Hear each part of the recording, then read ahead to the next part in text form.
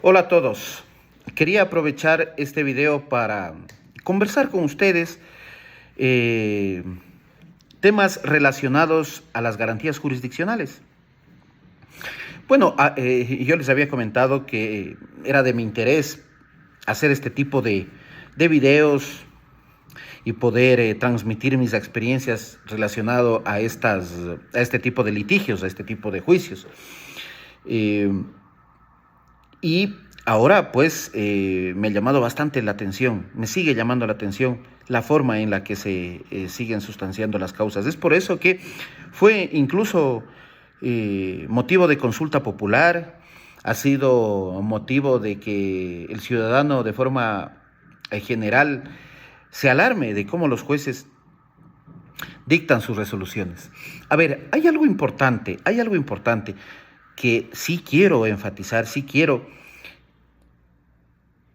expresar y que quede muy claro, que no son todos los jueces de primer nivel y de instancia que desconocen esta materia. Hay autoridades judiciales que están muy interesadas en conocer, en actualizarse, son muy estudiosos, hacen su trabajo como corresponde. Hay muchísimos, pero también hay varios, y también muchos, que no hacen lo que les corresponde y que realmente se han descuidado de actualizarse en materia constitucional. Por lo tanto, insisto, ha sido incluso materia de una consulta popular para que se eh, instauren o implementen unidades especializadas en esta materia. Pero bueno, el motivo de este video, en definitiva, es contarles una experiencia que acabo de tener hace pocos días. Yo tengo un cliente que padece lamentablemente de una enfermedad grave y también catastrófica, que está o que compromete incluso su vida y su dignidad como persona. En función de tener esta enfermedad o por haber tenido esta enfermedad, fue separado de una institución pública, fue separado a través de la terminación de su nombramiento provisional. Pues bien, interpusimos la acción de protección, el juez, como normalmente algunos lo hacen, mandó a completar o a aclarar, más bien dicho, los nombres y apellidos del accionante cuando en la demanda se encuentran claramente establecidos estos datos y también los las direcciones donde tienen que ser o tenían que ser notificadas las instituciones accionadas. Pese a que en la demanda ya se encontraban estos datos, claros, específicos. Lo que pasa es de que parece que el juez lo que pretendía es no convocar audiencia próximamente porque se iba de vacaciones. En efecto, se fue de vacaciones, completamos la demanda y nos convocaron a la audiencia después de que él regresó, o cuando ya regresó. Fuimos a la audiencia y la institución decía que ellos no habían conocido nunca que el señor tenía esta enfermedad, que no había sido el motivo, no había sido ese para darle por terminado su nombramiento provisional. Y que sí, que se habían cometido una ilegalidad, pero que eso no era materia del juez constitucional. Y en efecto, no es materia del juez constitucional determinar si se violó o no se violó la ley a la hora de darle o al momento de darle por terminado un nombramiento provisional a un funcionario público. Pero sí es materia del juez constitucional, o sí es objeto de conocimiento del juez constitucional, conocer y resolver la violación de un derecho constitucional en el momento de dar por terminado ese nombramiento. Lo cierto es de que el juez suspendió la audiencia ordenando específicamente que la institución remita el expediente a fin de que demuestren si es que en efecto el funcionario les había puesto en conocimiento de manera física o documentada su enfermedad. La institución remitió el expediente, pero lo remitió incompleto. Y al accionante no le ordenó ninguna prueba. ¿Por qué? Porque lógicamente el accionante no tiene la obligación de demostrar la violación de derechos constitucionales. Más aún si el juez le está ordenando a la institución remitir información para que se determine si es que se violó o no se violó un derecho alegado. Pese a ello, yo solicité que sea escuchada la máxima autoridad. En audiencia se escucha la máxima autoridad, es decir, que se escuche el testimonio o se practique el testimonio de la persona que ejercía la máxima autoridad, que le había otorgado el nombramiento provisional al funcionario, y además adjunté otra documentación que justificaba la enfermedad del accionante. La verdad es que hicimos la audiencia y me percaté que el juez no sabía, no se acordaba de lo que estaba despachando, o él no había sustanciado el expediente o el proceso. Porque resulta que cuando le solicito que se reproduzca la prueba testimonial, me indica que él no ha sabido que yo he pedido esa prueba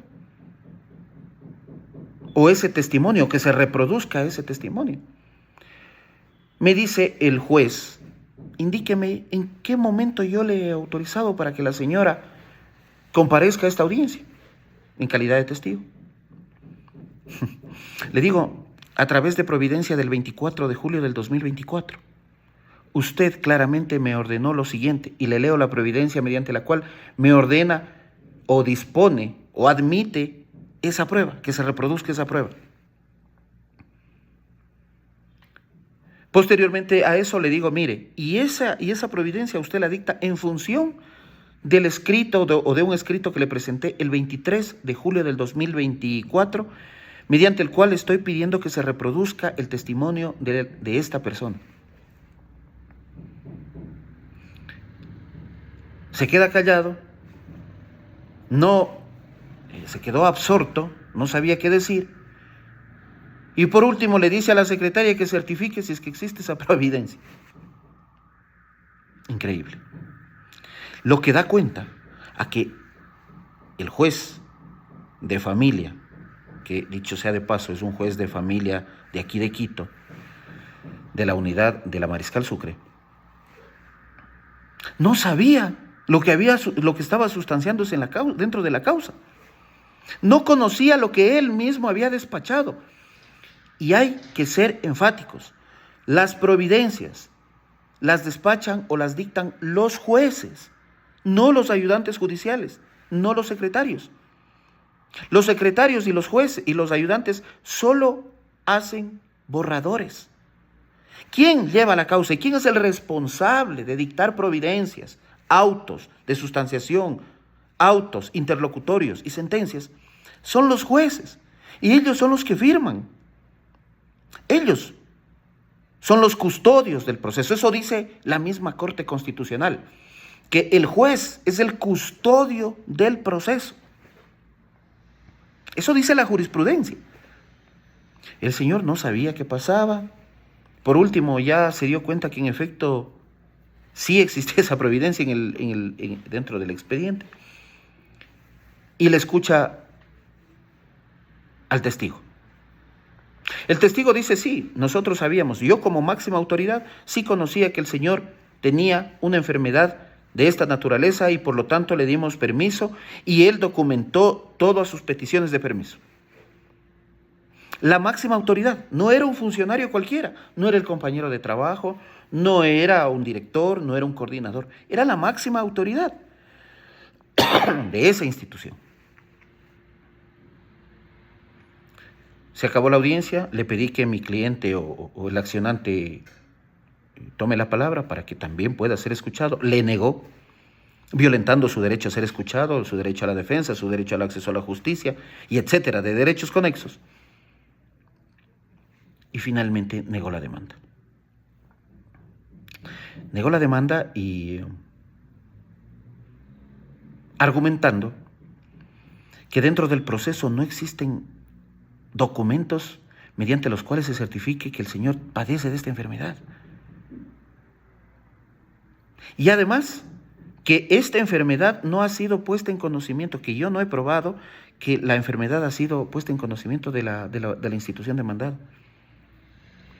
Por supuesto que interpuse recurso horizontal, primero de aclaración de las razones por las cuales no se toma en cuenta la sentencia 639/19/JP del 2020 dictada por la Corte Constitucional, mediante la cual la Corte indica que son admisibles copias simples de documentos públicos, recortes de prensa, etc. Y se los tiene que aceptar y que no se los tiene que negar con el argumento de que son copias simples. ¿Por qué dice la Corte? Por la naturaleza jurídica. Se admite por la naturaleza jurídica de este tipo de procesos, se admite mayor flexibilidad en la forma de actuar los medios probatorios. Es importante enfatizar que en las acciones constitucionales, en las garantías jurisdiccionales, como por ejemplo una acción de protección, las partes, o más bien dicho, el escenario tiene que ser más flexible en función del principio de formalidad condicionada. De tal manera que no tiene que ser tan rígido como en un proceso ordinario, en un proceso donde las partes tienen la oportunidad de ingresar su prueba, de anunciar su prueba, de reproducir su prueba mediante reglas más estrictas. En las garantías jurisdiccionales, por su naturaleza, por su forma de proceder, porque se trata de derechos constitucionales y además porque justamente incluso no se necesita abogado para interponerlas, las pruebas o los medios probatorios tienen que ser más flexibles. Y la Corte lo ha determinado. Entonces yo le pedí al juez que me indique las razones por las cuales no se hace caso a este pronunciamiento de la Corte Constitucional. El señor no me dijo nada, parece que no escuchó y negó el recurso de aclaración. Y también le pedí ampliación porque, a pesar de que cierta documentación estaba en copias simples, había otra documentación que estaba en copias, o más bien dicho, eran documentos con firma electrónica. Documentación mediante la cual el Ministerio de Salud certificaba o justificaba, era enfático al decir que el señor sí padece de esa enfermedad. También se hizo el desentendido, me dijo que todo está claro y todo está amplio y que se niega. Titubeando, desde luego, ¿no? Porque parece que no se había dado cuenta de que yo le había ingresado un escrito adjuntando toda esta documentación. Parece que no se dio cuenta. Insisto, porque él no sabía lo que había despachado. Le digo, señor juez, mire, en providencia del día de hoy, usted me dice que la documentación en copias con firma electrónica serán valoradas en el momento de la audiencia. Y usted no se ha dado cuenta que yo le ingresé esta documentación. El señor se quedó callado, a ratos titubeaba, era vago en sus respuestas, veía al techo y negado. Es trascendental expresar que las garantías jurisdiccionales tienen una naturaleza diferente al momento de sustanciarse. Es relevante decir que se debe estudiar la jurisprudencia mediante la cual la Corte Constitucional ha dado líneas y reglas para poder sustanciar o para saber cómo se debe sustanciar este tipo de procesos. Hacerlo de una forma distinta solamente implica violar el derecho al acceso a la justicia de los ciudadanos. Algún momento nos va a tocar estar del otro lado. Algún momento no vamos a dejar de ser funcionarios públicos para ser el lado más débil frente al Estado. Y vamos a querer que se tutelen nuestros derechos y que una autoridad conozca cómo se tienen que resolver la petición de resolución de este tipo de procesos. Y por último, dijo que tiene que irse al contencioso administrativo en función de lo que ha dicho la Corte en la sentencia 2006. El señor tiene una enfermedad grave, catastrófica, tiene cáncer o tiene un tumor cerebral. No puede, no debe. El juez ordinario no es el competente para resolver su situación jurídica de una persona que tiene una enfermedad de esta naturaleza, que está comprometido su vida, que es posible que su vida o no tenga una calidad de vida normal, no tenga una forma digna de vivir.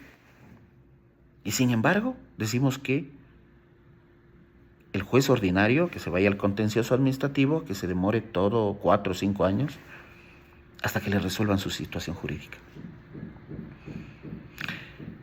Lo que me dio a entender es que este juez no está preparado para este tipo de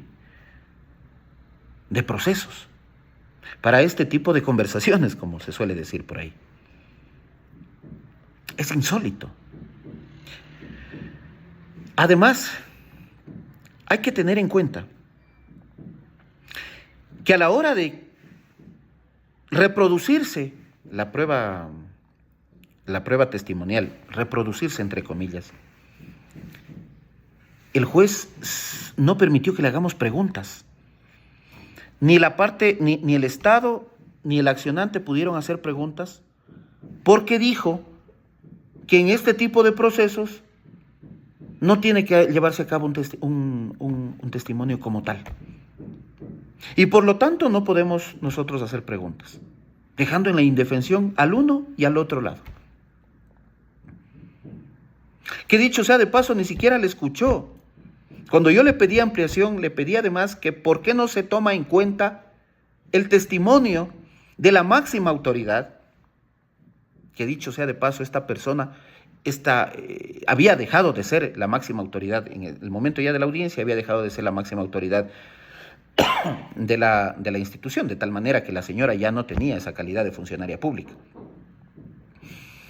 Ahora bien, si estoy de acuerdo a que el Código Orgánico Administrativo determina que los funcionarios públicos no tienen que rendir testimonio, pero se trata de una acción constitucional, flexible, que sus medios probatorios tienen que ser más o menos informales, que el juez, para saber si es que en efecto existe una violación de derechos, tiene que ser escuchada, puede ser escuchada esa persona.